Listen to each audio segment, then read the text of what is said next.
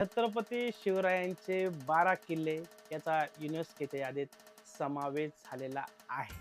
जगात ते किल्ले पोहोचलेले आहेत. सगळ्यात पहिला किल्ला येतो आपला रायगड आहे मित्रांनो. राजगड आहे, प्रतापगड आहे, पन्हाळा, शिवनेरी आहे, लोहगड आहे, सालेर आहे, सिंधुदुर्ग आहे, विजयदुर्ग आहे, सुवर्णदुर्ग आहे, खांदेर आहे आणि तमिळनाडूमधला जिंजी हा एक किल्ल्याचा समावेश या युनेस्कोच्या यादीत समावेश झालेला आहे आणि ही खूप मोठी अचिव्हमेंट आहे मित्रांनो.